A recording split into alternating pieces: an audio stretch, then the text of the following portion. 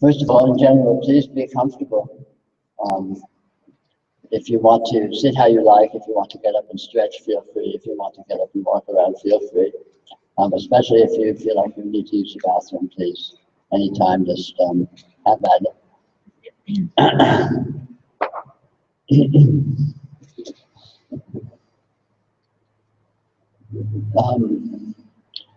There's three main sessions of the retreat, one of which will be talks more or less similar to what's happening now.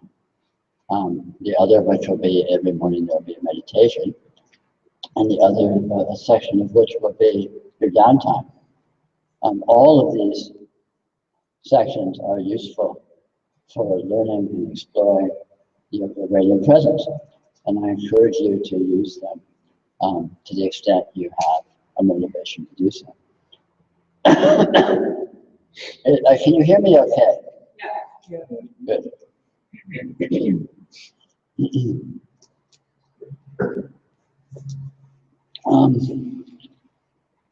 In general, if I'm in public, I'm fair game if you want to come up and talk to me about any of this stuff. Unless I'm looking at a computer, and if I'm eating and swallowing food, if you give me a little bit of time to swallow, that would be appreciated. Otherwise, if I feel like I need downtime, I will take it by vanishing. I'm afraid my health is not 100% at the moment, but I think I'll be able to go the distance, so that should not be an issue. Although I apologize if I cough or sputter or whatever.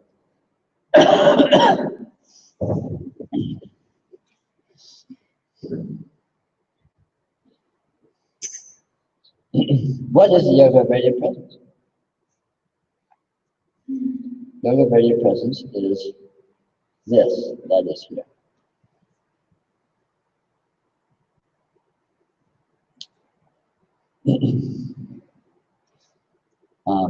What the room, what the curtains.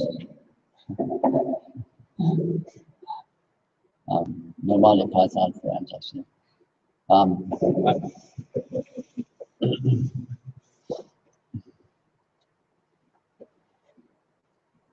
Normal human mode is to concentrate upon what is interpreted to be the contents of the experiential field.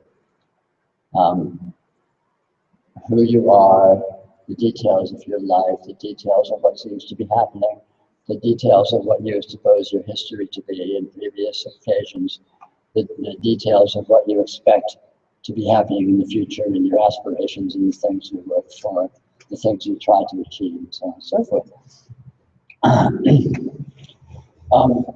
Which is fine, except that the vast majority of what's actually happening here is not being addressed explicitly in that mode.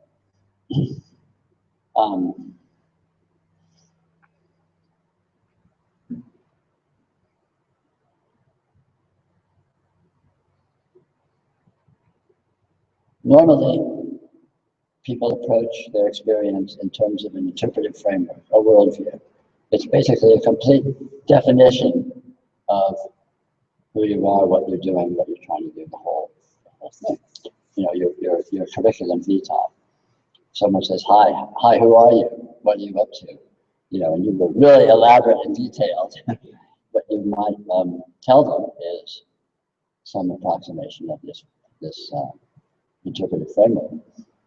These interpretive frameworks, however, exist in a context which completely and utterly, intrinsically transcends anything that can be addressed within the interpretive framework.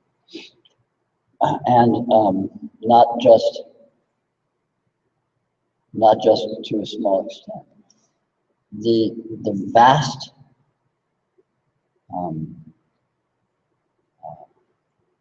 body of the experiential field cannot be incorporated within an interpretive framework.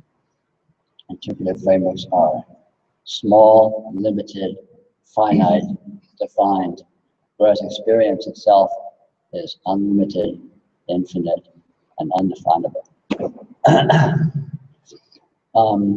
So the normal human mode is fine. you know, it works pretty well. Most people are doing that. Most people are going around in their lives and trying to, you know, win friends and influence people and make money and, you know, take over small Middle Eastern countries or whatever it is that you feel motivated to do. But there's an entire other aspect to experience that is not explicitly addressed in this mode. It's rather like an iceberg where the very small percentage is above the water and the bulk of it is under water. So the vast majority of the experiential field and its very nature itself is not addressed by an interpretive framework. It cannot be, because its very nature is such that it cannot be interpreted. I will go into this in great length.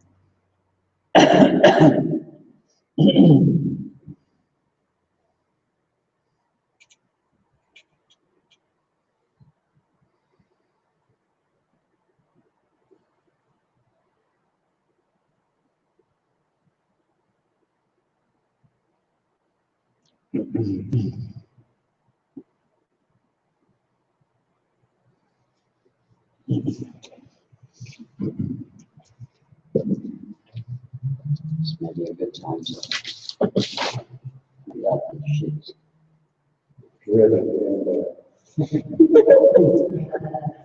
This one is abbreviation, hopefully. Sleep a bit in this graphic.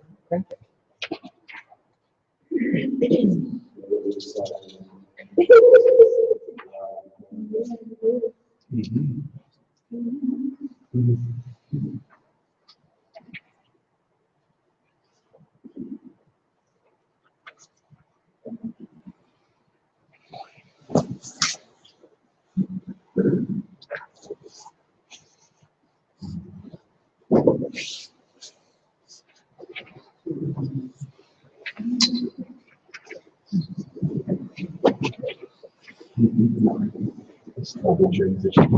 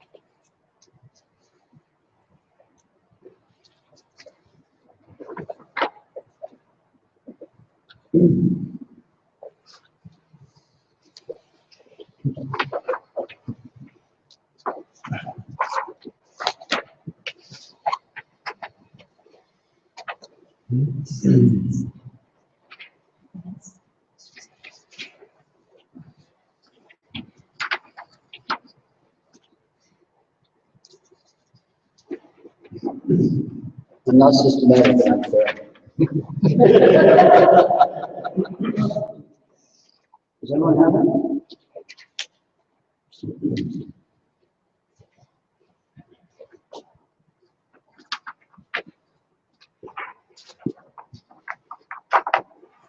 In the past, I've done these handouts at these retreats, and they're by and large, a pretty shoddy affair.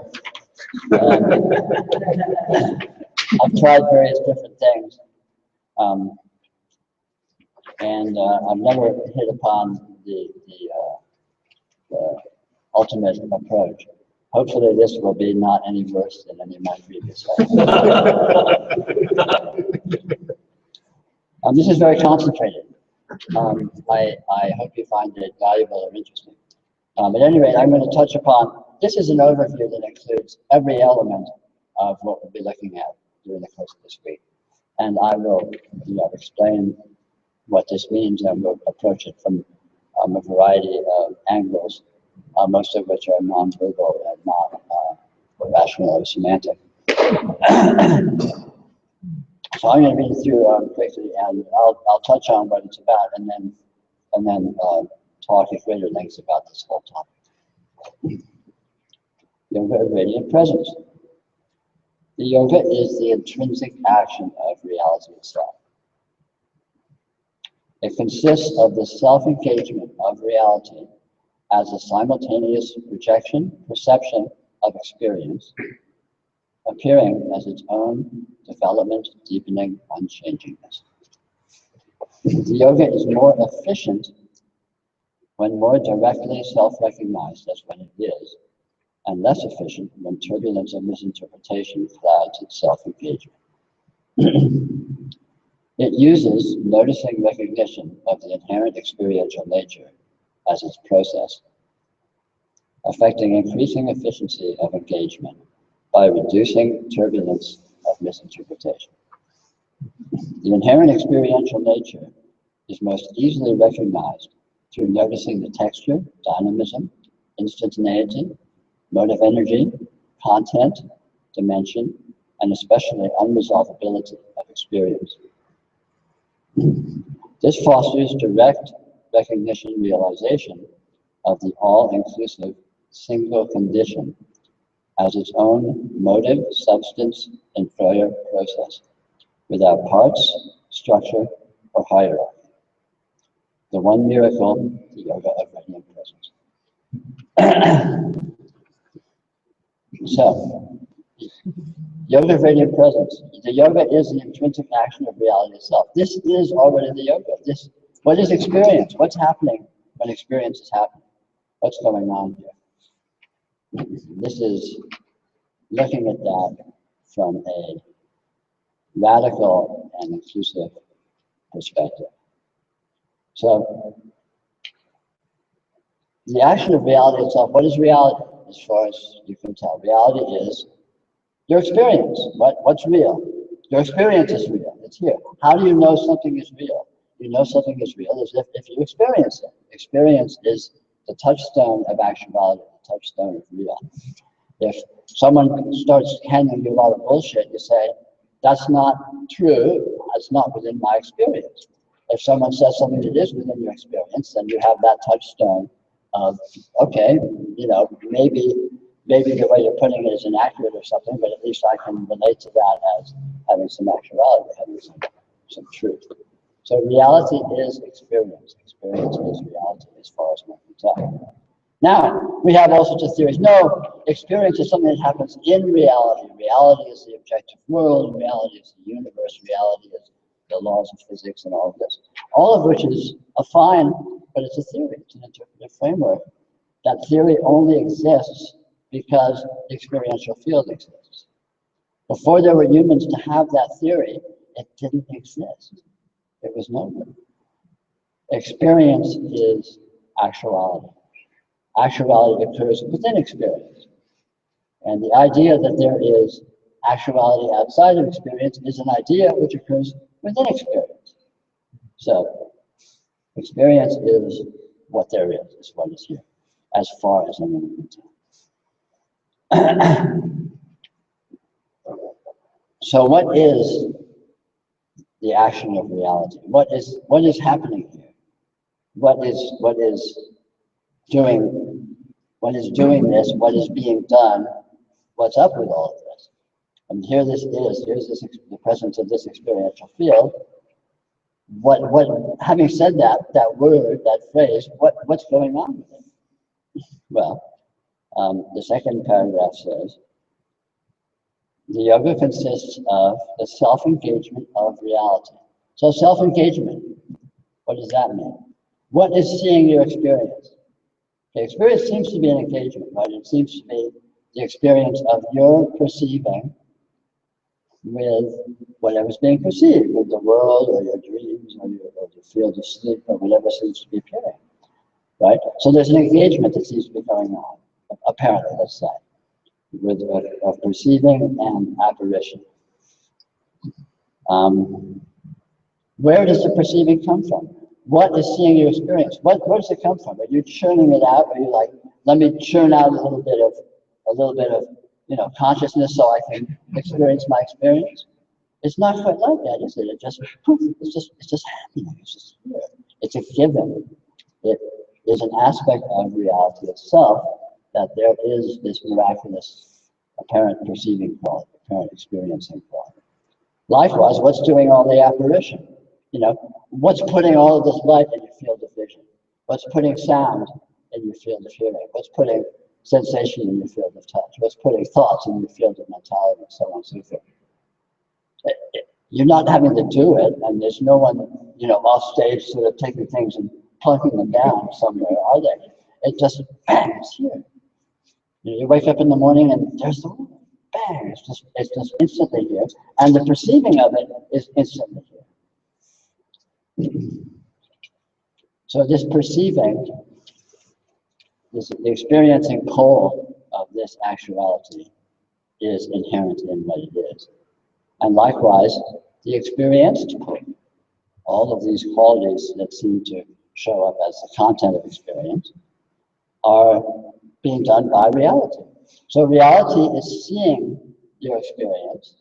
Reality is being seen as your experience. So reality is self-engaged. Reality is engaging with itself, using the apparent you, the apparent your experience as its conduit, as its field of action, let's say. And of course, you're defining yourself into the picture, because your experience is just here. Your experience doesn't tell you it's yours.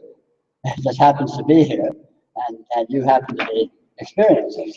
And likewise, what's being experienced doesn't tell you it's yours. It's just you know.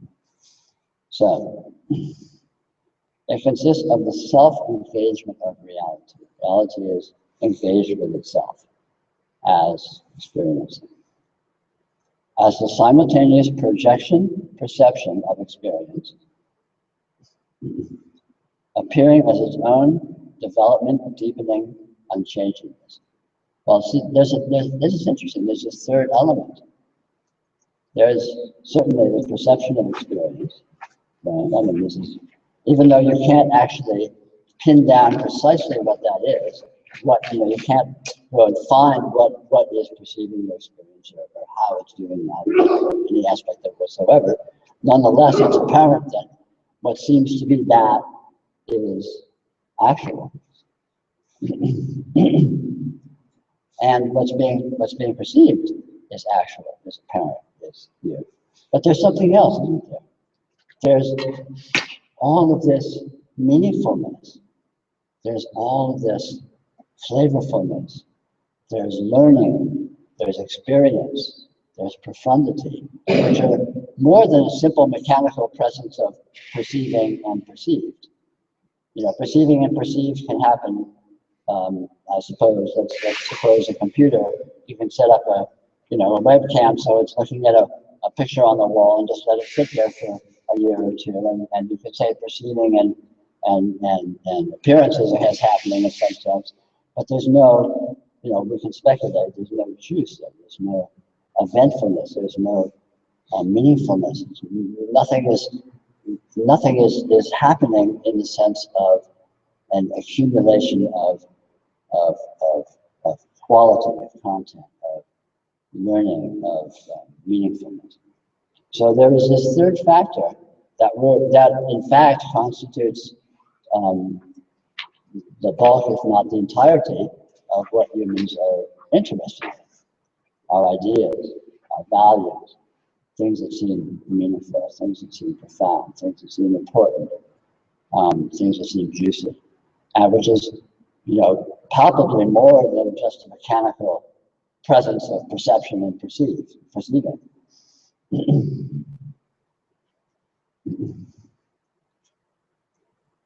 So experience is this principle of perceiving, this principle of perceived, and some intangible third element that seems to come along with that of that. And experience is always that. This is what experience is. Experience is never not that. This is its intrinsic action. The first sentence of yoga is the intrinsic action of reality itself. The intrinsic action of reality itself is to be self-engaged as experiencing, experienced, and meaningfulness, or let's say informational association. I mean, there's a lot of different ways you can parse that in try and describe it. And of course, it's indescribable, so it's irrelevant. So experience is always that. But the yoga is more efficient when more directly self-recognized as when it is, and less efficient when turbulence and misinterpretation clouds its self-engagement. In other words, the more distracted the experiencing becomes with loops of interpretation and vortices of self-referential definition, the more it gets caught up in these loops and progresses, let's say, less efficiently. The process is never short-circuited because it intrinsically has to be what it is. It is always what it is. It can't not be that. But it is much less efficient when it's caught up in these vortices of self-referential interpretation, which happens to be the normal human mode, typically, let's suppose. And it becomes more efficient when more directly self-recognizes what it is. In other words, when it becomes aware of itself as this actuality of the system of perceiving, and meaningfulness that it inclusively consists of. It's not a matter of one is truer than the other. One is simply more simply inclusive than the other. The normal human mode of interpretation gets garbled up, gets caught up in its own convolutions and its own complexities and its own omissions, whereas the simple and immediate presence of experience itself in real time as perception, perceived, and meaningfulness, and to whatever extent that seems to be manifest, is more inclusively efficient, a more sort of stripped down, direct mode of itself, you may say.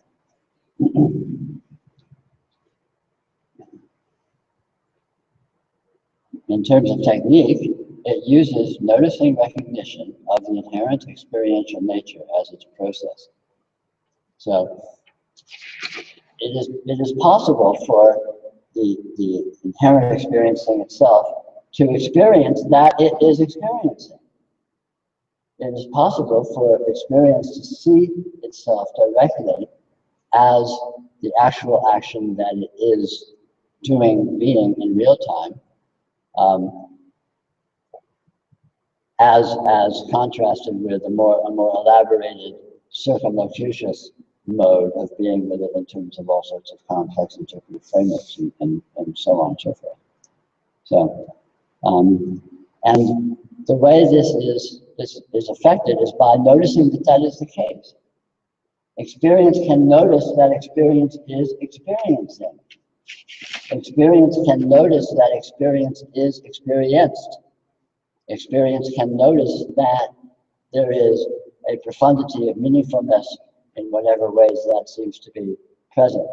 So this is capable of self-recognition. This is capable of noticing itself more directly, more efficiently, more nakedly, versus these more convoluted modes of getting caught up in these interpretive frameworks. So it uses noticing recognition of the inherent experiential nature as its process, affecting increasing efficiency of engagement by reducing turbulence and misinterpretation. The more experience notices the fact of its experiencing, the fact of its experience, the fact of the immediate, inclusive meaningfulness that is present in the mind, the less it tends to be distracted and caught up in these habitual interpretive frameworks that just muddy the waters, that just add needless complexity, largely due to defined entities that are being held as being relevant or actual and important. Whereas in the nakedness of present experience, there is experiencing, there is experience, there is the intrinsic meaningfulness, and that's it. There's nothing else. You know, experience is present completely. It's present exclusively. There's nothing missing.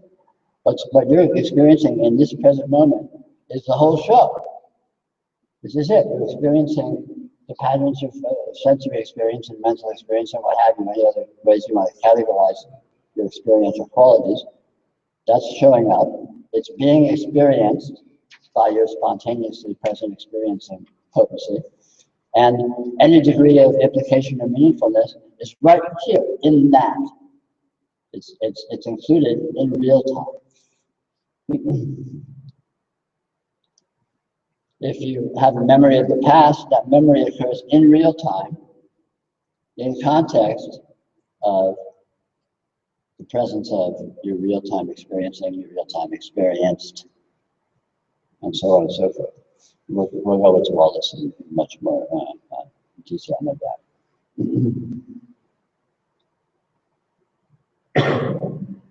So the next paragraph gives a few examples, and this is not exhaustive by any means. The inherent experiential nature is most easily recognized through noticing the texture. So the texture. What is the texture of experience? What does experience feel like? Experience itself. What is light? What does light feel like? What is the texture of light? What is the texture of sound? What is the texture of thought? These are actualities. They have quality. They have immediate nature that is perceivable, that is perceptible. These qualities are not amenable to rational analysis. They are not necessarily amenable to rational categorization, but that does not mean they are not perceivable and intimately experienceable and explorable. So you can notice the texture of experiences. What texture does experience have? What does experience feel like? Experience itself, not the experience of something, but what does experiencing feel like? What's the common denominator of experience? When you experience drinking a glass of water and you experience tripping, falling down a flight of stairs, what's the same? You know, what's the same quality that is present in both of those hypothetical contexts? What is experience itself? Experience is an actuality. It's not an abstraction. You know, it's easy to think of, normal humans think, oh, the room is real, and, you're real, and I'm real, and this stuff is real, but experience is some vague abstraction. Bullshit. Experience is the one reality. All of these subcategories are abstractions. They're abstracted within experience, abstracted out of experience as asserted categories that exist nowhere except in one's imagination. Experience is actual. It's a real thing that is here. What's it feeling like? It is experience. You can explore experience texture. You can explore experience by contact, by braille. So it's dynamism. Experience has an astounding quality of dynamism. It's entirely unstable. No experiential quality present, any persistence whatsoever. Experience is instantaneously disappearing and then appearing. Instantaneously, not like real fast or quite short, but like instantly. It's appearing is it's disappearing. I mean, you can't wrap your head around that. It makes no sense. One sloppily thinks about time, one might think, well, the present moment, it's here, I don't know, lasts a while, like 60 minutes. It's sort of here sitting, and the past is there, sort of leading up to it, and then the present is here. But when you look for the present moment, you can't actually find it. It's very, very bizarre when you actually look at it. It has zero duration, and any quality that appears in the present moment is already gone. And yet it appears. What's up with that? It's absolutely inconceivable. Literally, it's absolutely irrational. And yet it's actual, it's right here. So it's amenable to intimate exploration, intimate engagement. So texture, dynamism, instantaneity, well, we talked about that a little bit. It's motive energy. Well, reality is doing all of this. I mean, there's you know, science posits a big bang, and somehow everything that's happening is just sort of the winding down of the echo of this amazing, inconceivable energy event that sort of started everything off. You know, which is, you know, it's a concept, it's a nice theory, it's a pretty story. But here we have the actuality itself. It is, this dynamism implies an enormous energy, an enormous motive force, which may or may not literally be that, but using that as a jumping off point as of exploration, one can view as one's experience in terms of this ongoing breaking wave of energy that is doing it, that it intrinsically is doing itself at. Context. So again, you know, we have a vague notion of context in each of the frameworks. We imagine that, you know, well, I'm sitting here and I'm in the room. The world's kind of out there somewhere. The end of my consciousness is out there somewhere, but we're kind of vague about it. But if you look at the actual context of experience, it's different. Experience has a dimensionality to it. If you look at the field of vision, for example, it's sitting like a rough horizontal oval, let's say, with floating in the experience with, you know, fuzzy edges, and it's like an Escher painting or something. You can't actually find the edges, but somewhere or other it seems to sort of peter out because it sort of gets to a point where it's not vision anymore. And then the field of sound. Where does hearing happen? Hearing happens in its own space, doesn't it? It doesn't happen where field of vision happens. Field of vision appears, it's completely silent. There's no sound in the field of vision, only light appears in the field of vision. And sound appears in the field of hearing, which is where? It's floating somewhere within the experiential field. You know, so it doesn't really have much of a shape. You know, one can imagine it as a kind of a sideways aid or something in terms of, you know, the two lobes of the ears or whatever, I don't know. So anyway, here's your field of vision, here's your field of hearing. Where are they in relation to each other? What's in between them? You know, what's outside of them? Well, the field of touch. Where's the field of touch happen? You know, the field of touch happens in its own dimension. Where is this dimension? Well, it's floating around somewhere in your experience, right? The field of vision is very obvious. This big sideways ovoid that's floating in your experience. What's it floating in? What's it sitting on? What's holding it up? It's just here. It's just floating weirdly and inconceivably. And then likewise, you can look at all these other dimensions of your sense experience, and you get to the mind. Where's the mind? What shape is the mind? Where is the mind? The mind is happening somewhere. It's an actual event. It's not an abstraction. When you think, when you experience the presence of thought, you experience an actual experiential event. It's something that is present in your experience, just like light is present in your experience when you're consciously seeing, and so on and so forth. So thought is something, and like every something, it has a presence. What is the nature of this presence? What is the dimension of this presence? What is the location of this presence? What is the shape of this presence? What is the texture of this presence? You know, what's the texture of thought compared to the texture of light? You know, you can effortlessly distinguish between seeing something and thinking something. How? Because thought has the texture of thought and happens where thought happens, and light has the texture of light and happens where light happens. It's perfectly obvious. But what is that? What is this texture? Where are these locations? Where do these things happen? So anyway, this is, you know, one jumping off point of the context of experience. And dimension, you know, can incorporate similar notions and so on. And especially unresolvability. One of the most interesting and the most trippy aspects of the experience is it's entirely unresolvable.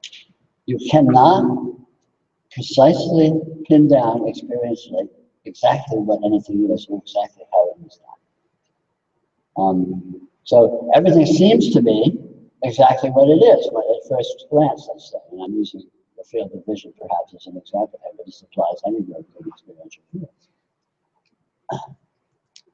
Things seem to be the way they are, but then if you look closer at the actual experience, it gets very slippery. Things are vague, things are indeterminate, things are fuzzy, things are neither this nor that.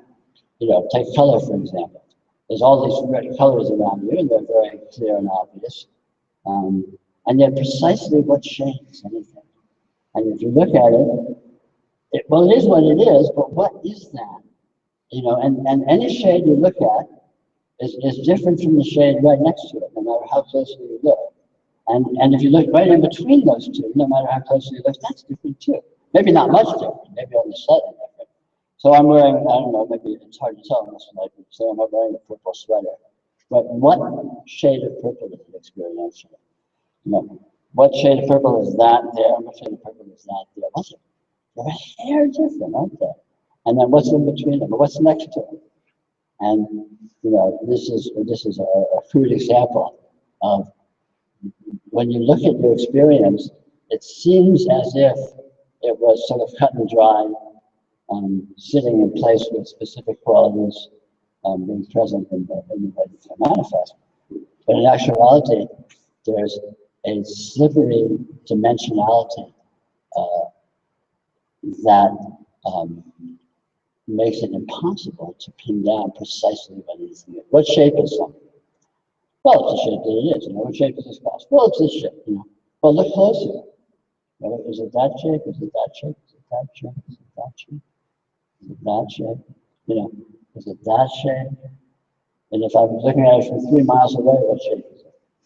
And if I look at it really close, where's its edge? All of a sudden, it's fuzzy.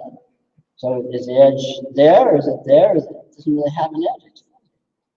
You know, of course, scientists and physicists discovered this property with quantum mechanics when they started looking at very small energy events and very small events of matter. That things cannot be pinned down precisely. Things are fuzzy, things are vague, things are neither this way nor that way. This principle exists, you know, explicitly on the quantum level, measurably with scientific instruments, but it exists experientially too. If you look very closely at any aspect of your experience, you'll discover an intrinsic fuzziness, an intrinsic ambiguity. You know, the experience presents with all of these very explicit qualities, but each and every one of these qualities has a vagueness and an ambiguity as to exactly what it is. And this is not an error of observation. It's not like, well, it is what it is, and I'm just, you know, my vision is bad. That's why things are fuzzy. It's, well, yeah, maybe my vision's bad, but things are fuzzy intrinsically. There's an intrinsic indeterminacy, an intrinsic unresolvability about all experiential characteristics. That ultimately has a very interesting implication. You know, the world of a simple cut and dried world where things are exactly where they are, and they have their edges and they have their qualities, and everything's sort of sitting there very politely, behaving with the rules. It turns out to be a fantasy. The actual world is very slippery, very vague, constantly shifting, constantly changing, constantly morphing. And you can't tell exactly what any actual experience is precisely anyway. So it's very much like a dream. It's much more like the implication is much more like a dream than like the fantasy of an objectively existing physical world that's just sitting there and it's the way it is and it's inert and it's plump and it's stable and so on.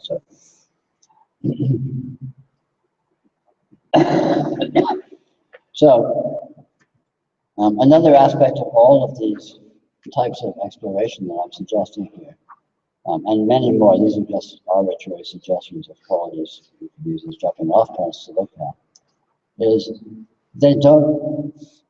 each of these qualities themselves are not findable as being that. Each one of these investigations is a jumping off point into experience itself, and ultimately, after you jump off from any of these inquiries, any of these points of investigation, you will have lost your starting point. You won't know where, because the nature of experiences, you don't know where. Where's your experience happening right now? Well, it's here. But it makes its own here. It's always here, isn't it? I mean, it's never not been here. But where is that? Where is here? You know, I mean, try to really answer that question. You know, I mean, if you think about it, well, it's silly, it was here. But if you really look at it, it starts to, it's peculiar. It has an interesting implication that ultimately undermines completely the implications of a consensus reality of worldview.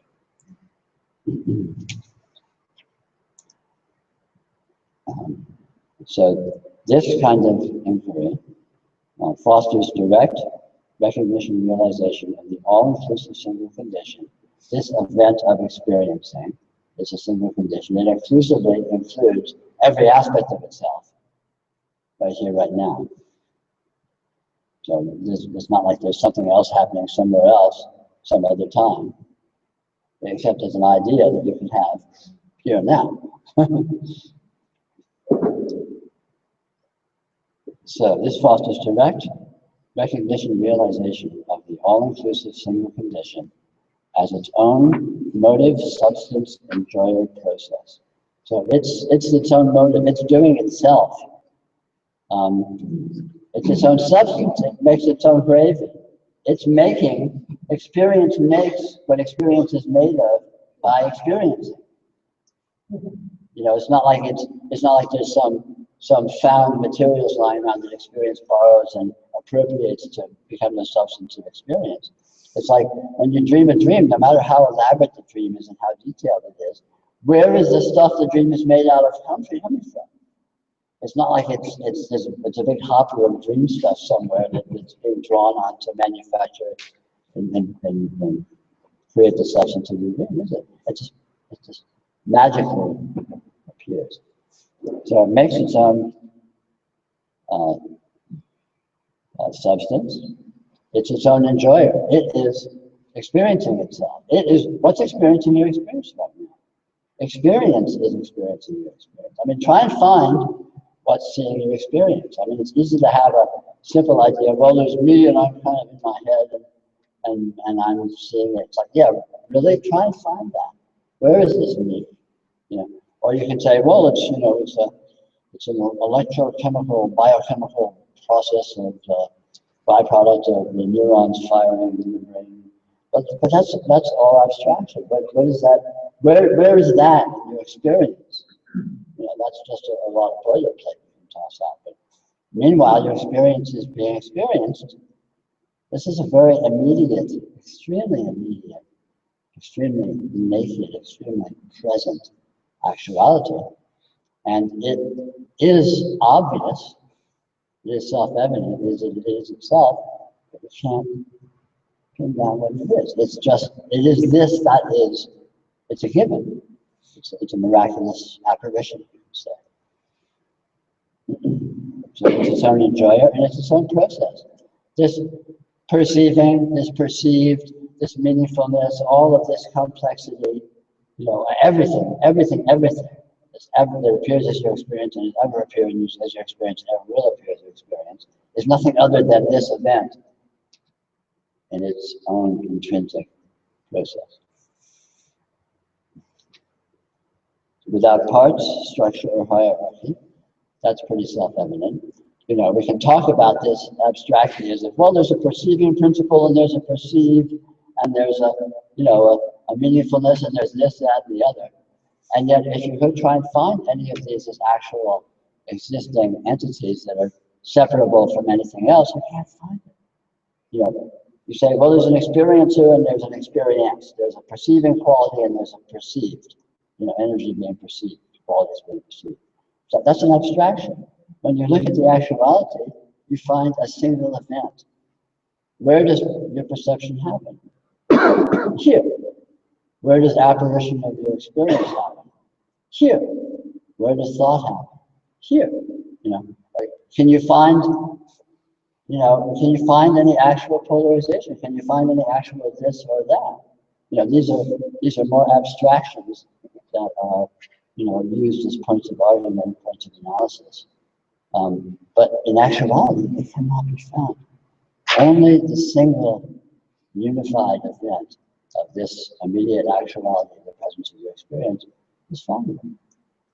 And the phrase radiant presence is an arbitrary phrase I coined to refer to this soul actuality.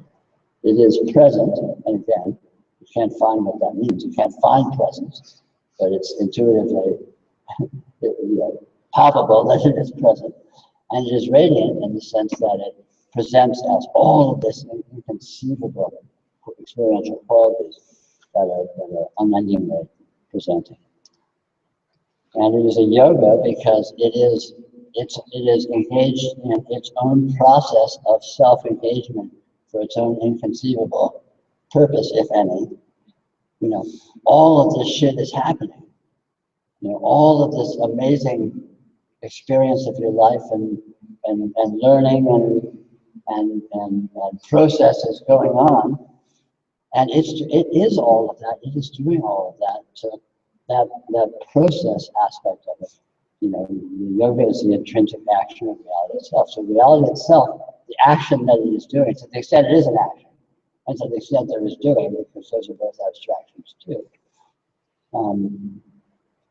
it is nothing other than this the yoga of presence. So that anyway, that's a more kind of a formal presentation, and I apologize for the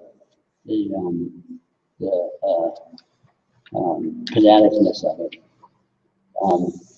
But you know, it can be difficult to present this coherently and inclusively. Well, it's impossible.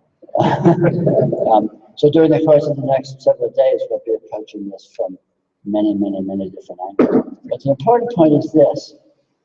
This that is right here, the presence of your experience, is what all this is about.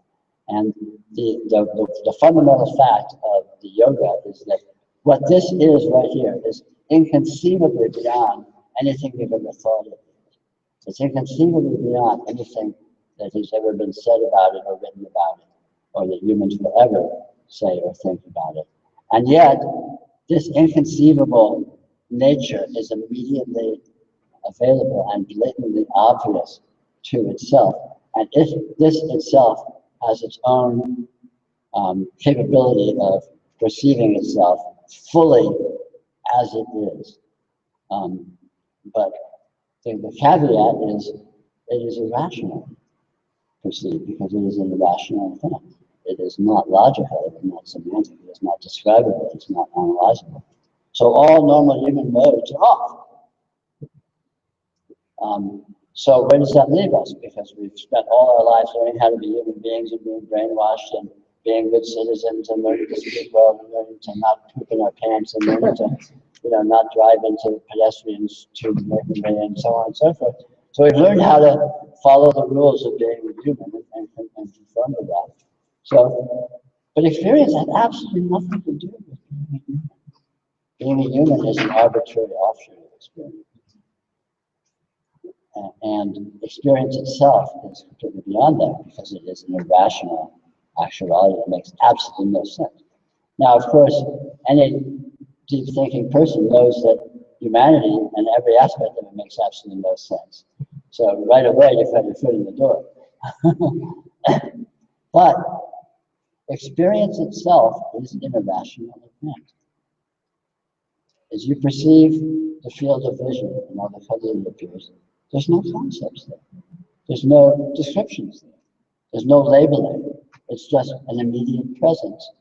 And yet this presence is pregnant with qualities, with implication, with flavorfulness, with all sorts of dynamism. And all of these qualities are immediately and integrally perceived by the perceiving consciousness. And this is the level at which the yoga becomes powerful. This is the level at which this becomes anything other than just a silly way to spend a few days and waste some money. It is possible and even easy, potentially, to notice that one is already experiencing one's experience on this primary rational level. And in doing so, one gets to drop into the efficiency and inconceivable intelligence of that level of engagement. And of course, I'm using these words like level and drop into and all of that, which is complete, hogwash. But nonetheless, it's evocative. Irrational experiencing is profoundly intelligent. And it's not a rational intelligence. It's not an intelligence that it can be parsed into words or language or concepts. When the consciousness perceives the dimensions and the qualities, the inconceivable intricacy of the experiential field in real time, this is an exercise of amazing intelligence.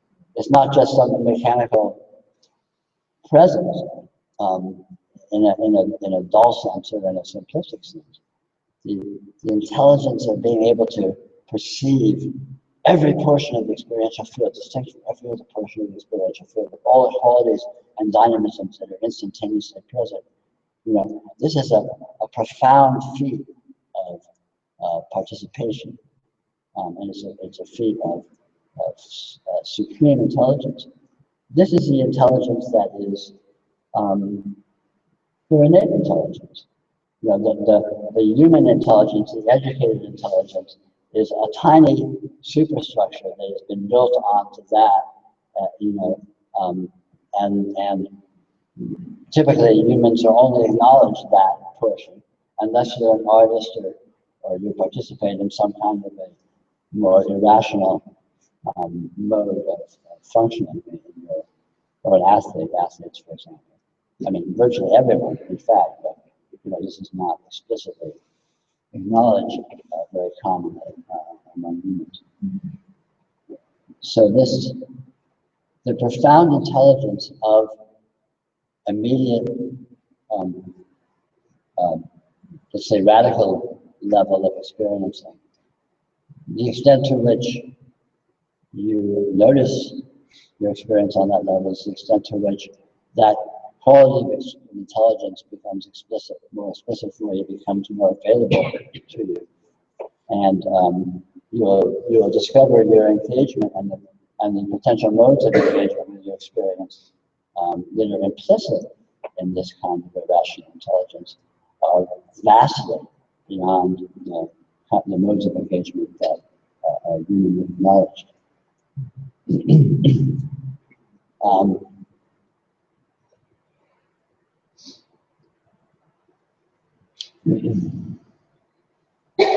Experience can be said to be an inconceivably complex and subtle field of dynamic energies. And the perception of experience is likewise an inconceivably subtle field of energies. And so energy dances with itself as you experience it. You can put it that way. And the fundamental level of experiencing gives more and more availability to participating in the experience in these very direct modes that are unacknowledged in the moment.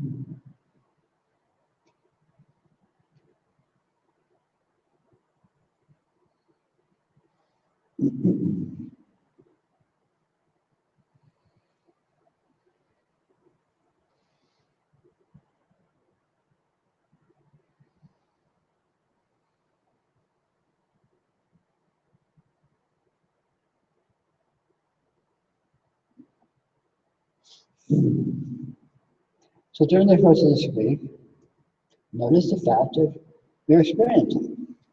That's all. And this is not a dichotomy. It's not mutually exclusive with your normal human modes of thinking about things and chatting about things and thinking about what you're going to do tomorrow and stuff like that.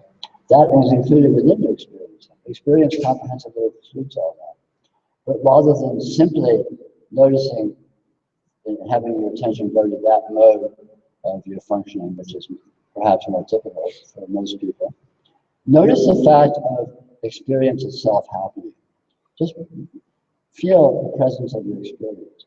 In any way that seems to, you seem to tune into that property. Feel the texture of experience, feel the presence of experience, feel the instantaneousness of experience. Notice the way your experience is doing itself. You don't need to create the present moment. You just back, there it is. You don't need to create participation in the present moment. You're already doing it. Even if you're not participating, that's the kind of participation you're doing. And you can't stop it. There's no off switch. You can't stop the experience. And so all of these kinds of aspects are just ways of tuning into this that is happening, and from a fresh, immediate perspective of what it actually is, what it's made of, the way it actually works, which is wholly mysterious and yet wholly available. It's completely explicit. It's all right here. It's all being seen all the time with absolute intimacy. And so it's noticeable. And this is the essence of yoga presence. It's simply to develop an appreciation, a sensitivity to the fact of your experience. And the implication of that is vast, because the implication of a normal human frame of reference, a normal interpretive framework, is small, it's diminishing, it's emasculated. Here I am, I'm Peter Brown, and I'm this little primate, and I'm in this small, tiny little biological system in this vast, huge world. It's in a vast, huge universe, and all of these things are whizzing around and smashing outside of my control, and I'm at the mercy of them. And I'm not particularly wealthy or good-looking or young or anything like that, so my prospects are dim at best. And so, I'm going to struggle around and scrape through life as best I can and then die a horrible, painful death. Okay, life sucks and then you die. So there's those implications. The implication, on the contrary, the implication of here is this actuality that includes everything. Nothing can be found whatsoever that is outside of my experiential field. In fact, my experiential field alone exists. As far as I know, you all are just apparitions within my experiential field, just like this cup is an apparition within my experiential field. Just like someone I dreamed about last night is an apparition within my experiential field. I'm the only one here. Now, of course, when I say I, if you're clever, you'll be hearing I. You're the only one here as far as I know. Right? I'm an apparition within your experience. You don't know if I'm here. You could be dreaming. You are the sole inhabitant of your experience. You're the sole one who's here. You're the sole one who's home. All of this is happening in your experience. It's happening in you. Where's the world? Are you in the world? The world is in you. You close your eyes and the world disappears. You go to sleep and the world disappears. You start dreaming and a new world appears. You die, who knows what happens? I mean, dying is something that is claimed in the waking state when you see someone else die. You stop breathing and your heart stops and you just lie there and you start smelling and rotting. And I say, oh, you died. But that's, what does that say about what it actually is to you? You see someone go to sleep and they just sort of, but was that what it looks like to you when you go to sleep? You don't see your body, you don't see yourself snoring. On the contrary, the world disappears, and what happens? Your experience doesn't stop, but it morphs in vast ways in terms of its texture, in terms of the qualities of what seems to be appearing. Maybe you start dreaming and a whole new world appears. You know, a dream can be exactly as actual, as detailed as an waking experience. Typically, we remember dreams, you know, I mean, I'm speaking for myself, I don't know. Some people apparently remember their dreams very sharply. But typically, remember dreams from the waking state as these sort of vague, ghostly events. But when you're actually in a dream, it can be as actual, as detailed, as precise, as present as this experience here.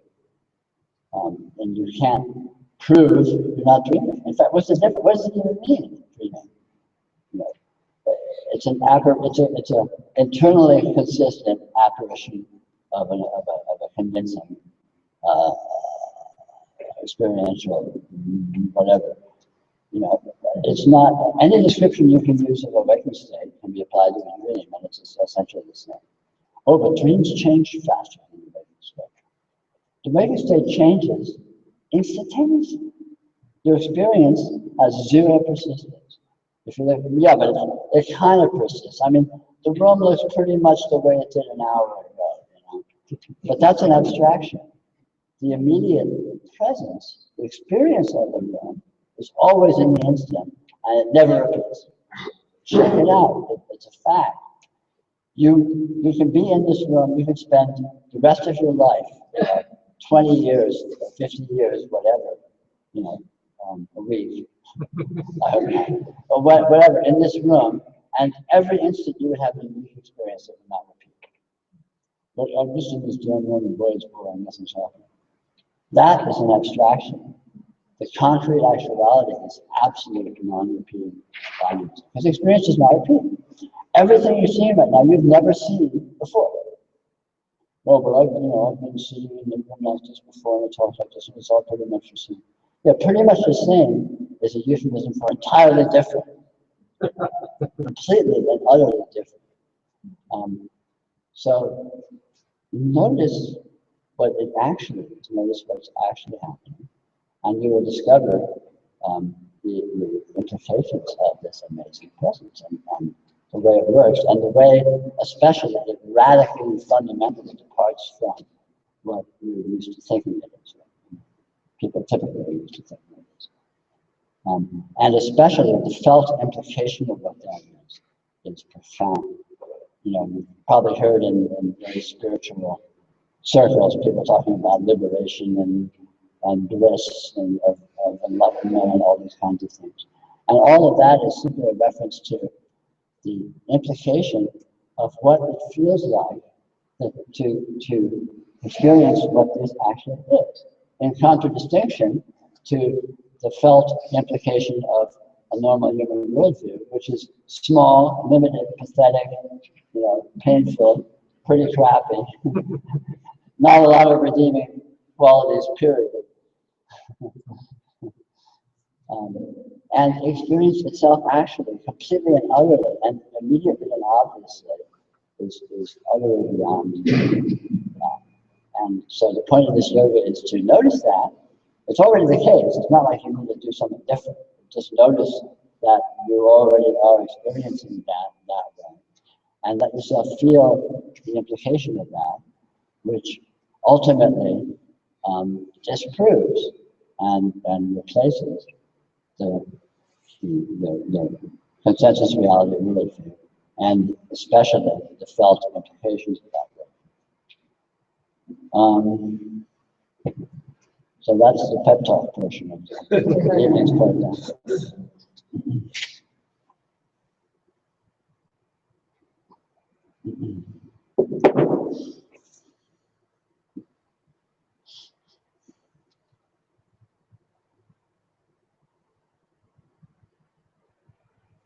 Anyone have any questions, observations, thoughts? I would appreciate if you could repeat what you said about the noticing as different as, you know, how we ordinarily do it, but you had a way that you described it. Yeah. Simply notice what your experience actually is and the way it is what it actually is. For example, your experience is absolutely instantaneous. It's only present in the absolute instant now. There's no past and no future. Your experience is absolutely dynamic. You know, in the instant, whatever you're experiencing, it will completely another change. I'm sure all of you, if you've listened to my talks before, have heard me use this example, but a very simple exercise you can do is sit and look at a blank wall for 5 minutes. Or if you're stoic, sit and listen, or if you're a meditator, sit and look at it for half an hour. And within a few seconds, you will notice that even though you're sitting there, you're not moving, maybe you're not blinking, you're looking at a wall, you're not moving your head, and yet what appears in your field of vision will be absolutely unique and distinct and dynamic from instant to instant. You will not see the same thing twice. After a while, you'll feel like someone dosed you with acid or something, because experience is that dynamic and that non-repeating. We typically don't notice that because the focus of attention dances around so much. We rarely direct our attention at one thing. You know, typically the attention is dancing around like a butterfly, and because it's doing that, we can pretend that everything is just sort of sitting there and moving. If you actually give your attention to one thing for any length of time, you begin to notice the absolute intrinsic dynamism of your experience of that. So, for example, you said something like, so when we're talking to each other, you described like how it would normally be, and I was just kind of looking to hear that distinction. I'm sorry, I didn't follow you. You said, well, you know, when you're usually just talking to one another. Okay, right now we're talking, right? And yet, as we're talking, the only thing actually happening is sound in the instant. And yet you may think that, oh, you remember the sentence I heard, and you're thinking that, and you may think I'm over here, and I'm talking, and you're over there, and you're talking. All of that is an imaginary fantasy, which is an overlay of the instantaneous energy effect of your experience in the present moment. Now, that fantasy is itself an instantaneous energy event that's occurring in your imagination, interestingly. So it's not a matter of negating that fantasy, but see what the fantasy actually is, see that it doesn't apply in the terms that it intends to. So the notion that you're there and that I'm here and that I'm Peter Brown and that you're Nancy Bennett and this and that, all of that is pure fantasy. You don't know it. In the instant of experience, there's just a presence of energy qualities, call them experiential qualities, whatever, you know, light, sound, thought, energies, and fantasy, and so on. And the way in which that happens is very interesting because of its instantaneity, because of its spontaneity. You don't think a thought because you decided to think it. You think a thought because it appears. You don't see something because you decided to see it. You see it because of what happens to appear in your field of vision. You don't hear something because you decided to hear it. You hear it because it happens to be present, and your attention may have happened to light upon it. Your attention doesn't go where you think it, where you think you're putting it. And you may think that it does, but it doesn't actually. It has its own dynamism, and all of your experience, if you look at it, you'll notice it's doing itself in its own way, instantaneously, spontaneously, with absolute, inconceivable range of dimensional textures. So, for example, in the instant, you're perceiving light, you're perceiving thought, you're perceiving sound, you're perceiving sensation of touch, you're perceiving whatever else, subtle vibes, you know, and astrological energy. I mean, God knows what you're perceiving. You can't qualify it, right? But there's this infinite broad spectrum of experiential qualities which are happening right now, right here. And just notice that fact. And then you can notice the traditional overlay of, well, yeah, but I'm Nancy, and I'm here at this retreat. We were having a conversation, and I asked a question, and he's going on and on about whatever the backstory is. And that's happening too, as an instantaneous, spontaneously present energy event. So the backstory and the overview, narrative, collapses into the instantaneous energy event without being negated, without becoming anything else. It never was that. It never was a backstory. Backstories don't exist. The only thing that exists is instantaneous energy presence or experiential presence.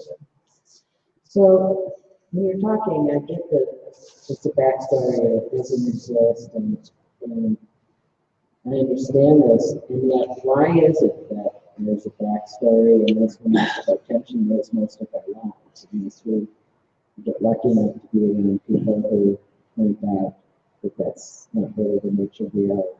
Does that make sense? Why is not a category that exists? And what is why? You know, why is a request for manufacturing more backstory? So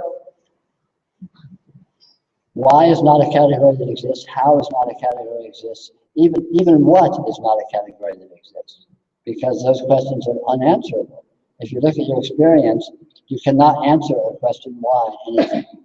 You cannot answer a question how anything. Because everything essentially is a miraculous, instantaneous, radiant presence, right? And what is present? You can't answer it. Light is present. What's light? What's thought? What is the substance of experience? And you're looking and you don't find anything. Here it is. You can't find it. It's unutterably bizarre, and this bizarreness is actual. The what and the why and the how are fantasies. The bizarreness, the unanswerability is actual. See that. See that what humans think of as actual is fantasy, and what humans think of as fantasy is actual. Humans have it pretty much 180 degrees ass backwards. So there's no way of understanding why most humans have it like that. Absolutely not. It's intrinsic in the nature of what this is that it should be like that. And it's intrinsic in the nature of what this is that it's possible for this to come to recognize itself. I can testify, and you may discover for yourself. And it's intrinsic in the nature of what this is that this is doable, and if one seems to find oneself engaged in this discovery, it is discoverable.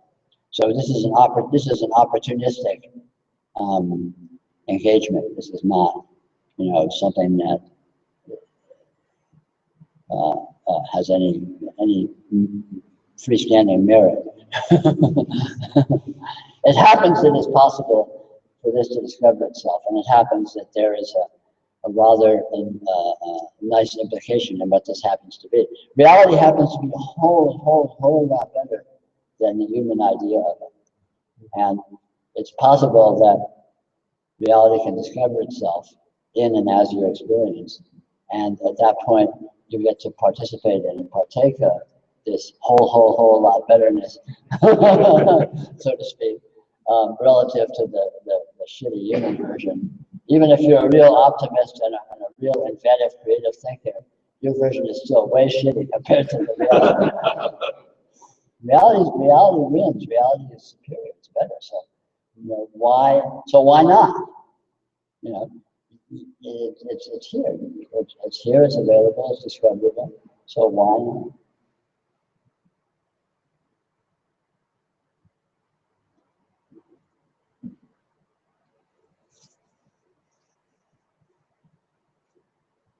I was thinking from between why, what, and how. What is a hell of a lot better than music.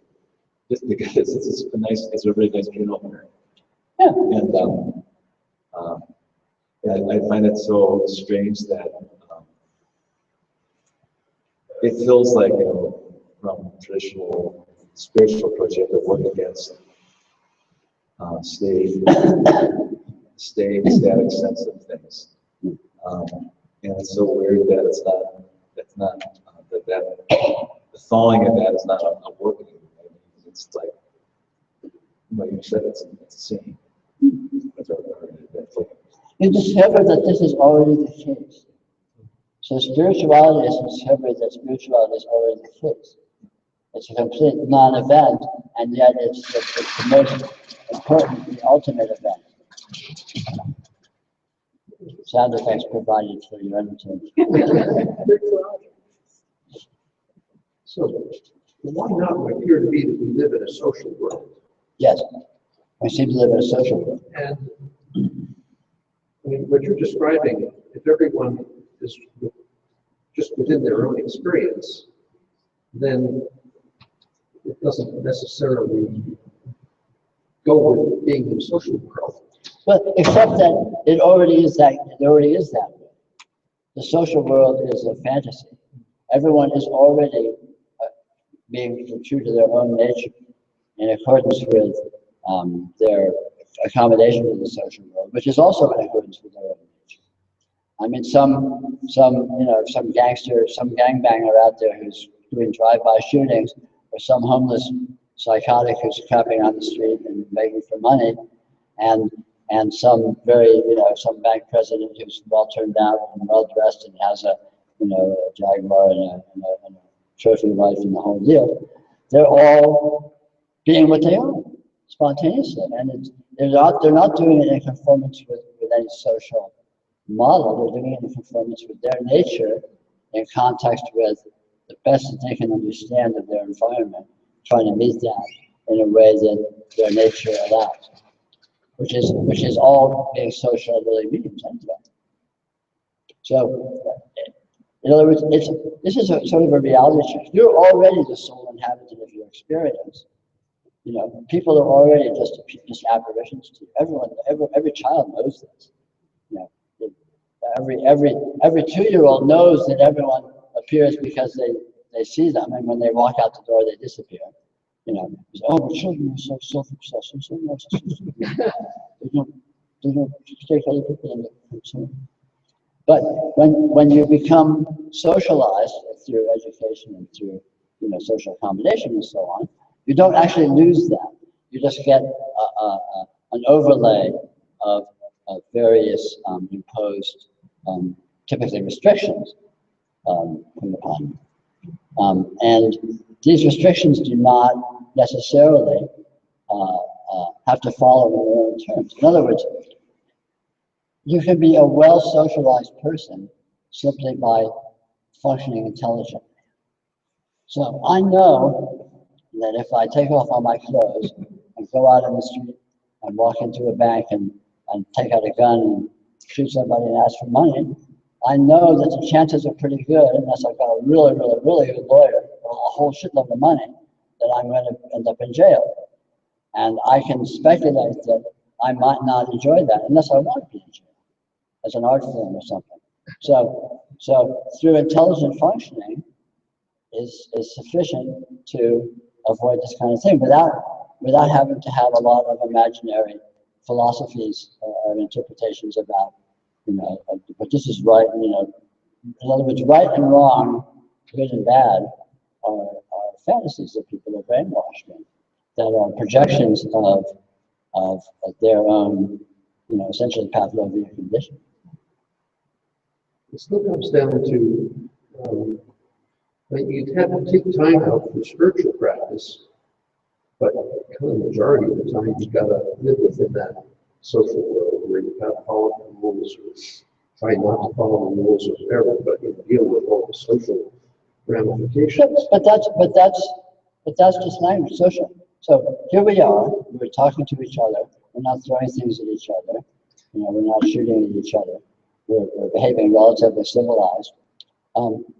So there's, being social is just an arbitrary interpretation of that. Suppose I was alone in the room and I was sitting here hanging out, looking at the wall or something, and then you come in and you talk to me. I could ignore you or I can answer you. Some people, you walk in and you talk to them, they'll ignore you. Are they less social? No, they're just in a social mode. Is it socially allowable to ignore people? No. I mean, the question of what's socially allowable and all of that is just an intricacy of norms. All functioning in real time is one's own intelligent best guess, right? So, if someone asks me a question, I might answer them in a friendly way if I intelligently perceive that that's the appropriate way to behave in that situation.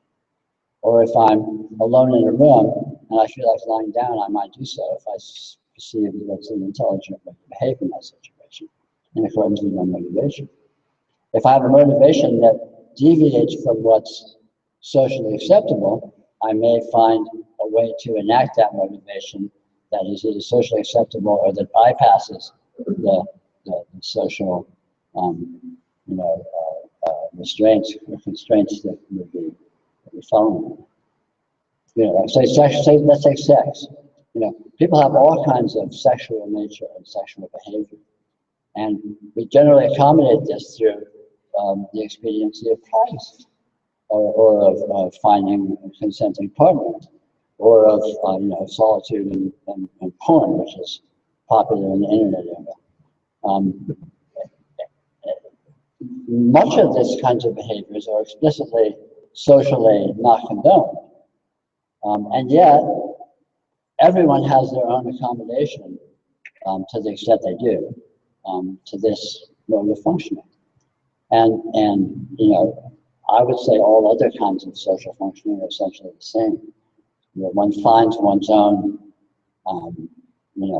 convenient balance between one's inner motivations and one's nature, and what's convenient to enact. And that is being social. And some people are better at it than others. Most of us are fair to middling as social functionaries.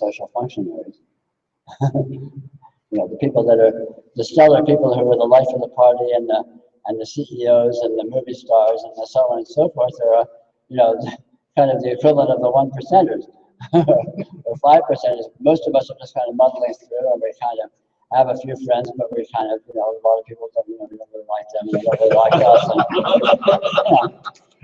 And, I think most people aren't that socially functional, but people find their own, in accordance with their talents and their intelligence or what have you, a degree of mental crippledness, emotional crippledness.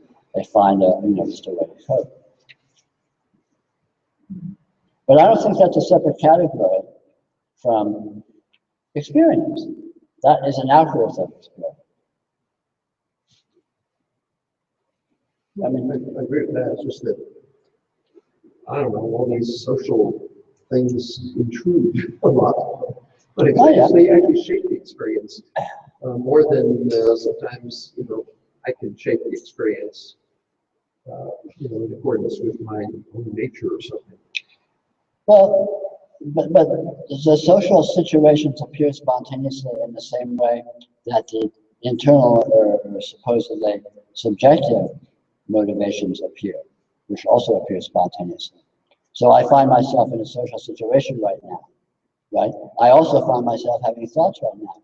The thoughts that I'm having in my mind, I'm not putting there, they're just spontaneously appearing. The social situation that I find myself in, I didn't create, it's just appearing here. And so there's all of these different configurations sort of accommodate to each other, dance with each other, what have you. And seeing it as that, I think is more real and more true than seeing it in terms of all this complexity of subjective and objective and society and me and all of these, separate categories which have to accommodate each other rather than a simple real-time event which is balancing itself in real time, spontaneously. Because that's why the whole whys and hows and whats, it all comes in from we do that. Well, that's the claim. That's the claim, but mostly, I would say, most of that is used for manipulation. Most of the people that use whys and hows and whats are trying to control other people and control the masses. Politicians will tell you all about whys and hows and whats. It's all bullshit to try and get you to give them their money. They don't give a shit about whys and hows and whats. They're like, give me your money, for example.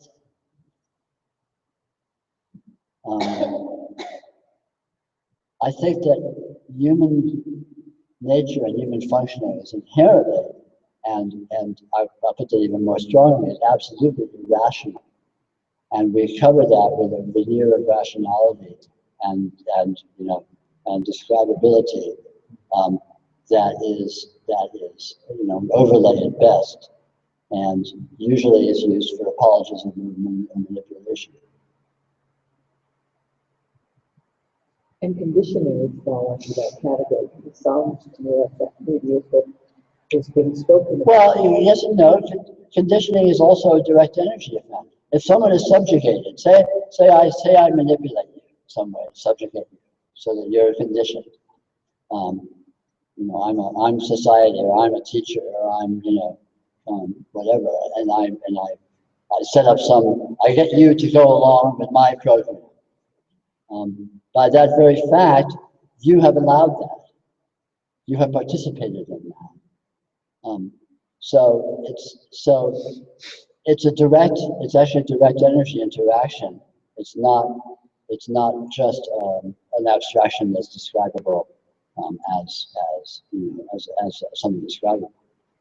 In other words, one's own energy stance in terms of positivity or recessiveness or dominance or compliance and all of that is a fundamentally irrational real-time energy participation.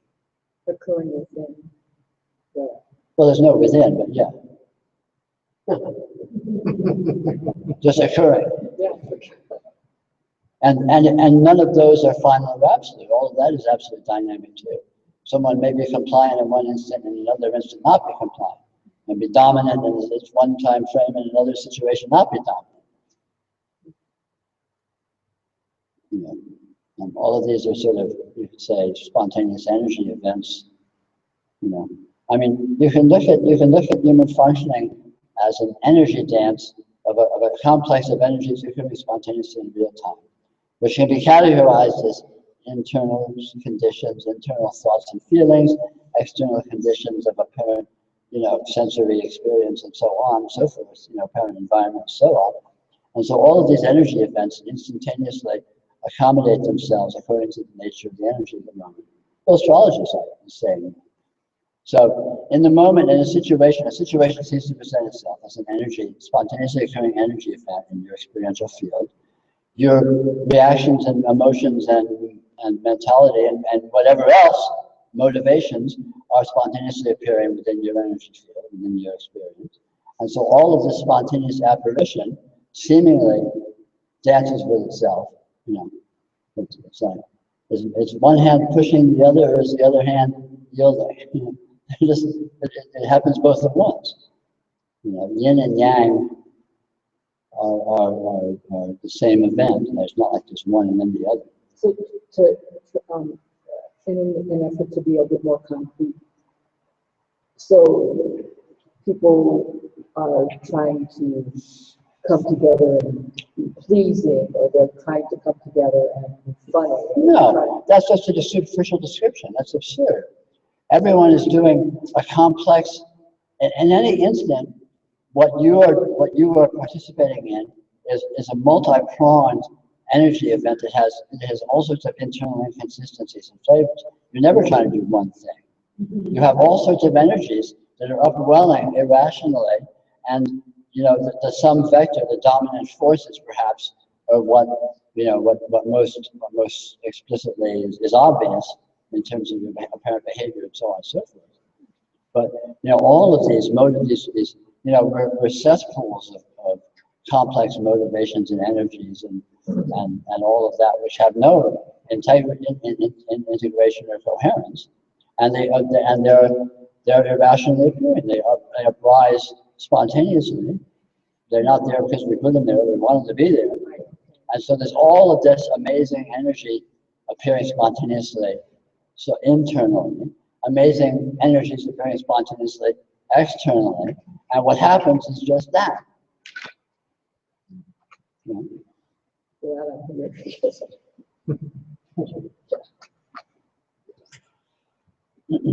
We're getting a little ahead of ourselves, perhaps, in terms going in the fine point. But we have plenty of time to play with this stuff a lot further. But anyway, you know, I want to reiterate the fundamental point is that your experience right here, right now, is already spontaneously what it is. And what that is inconceivable and utterly beyond anything you can think of it as being. And that fact is immediately discoverable, even explicitly obvious, if you check it out. And the implications of doing so are both fun and interesting. Spiritual realization for pleasure and profit. We can write a book.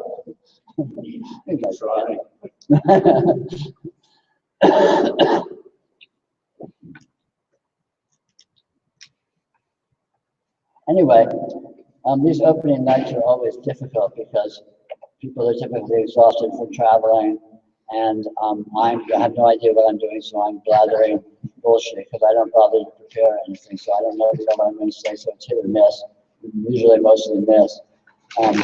But as the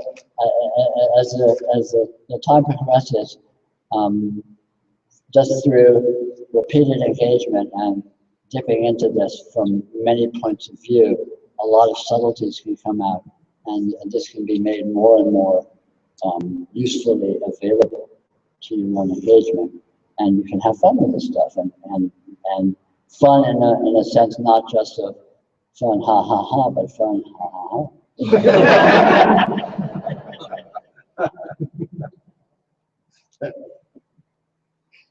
So why don't we knock off and get some rest? Tomorrow breakfast is at 8.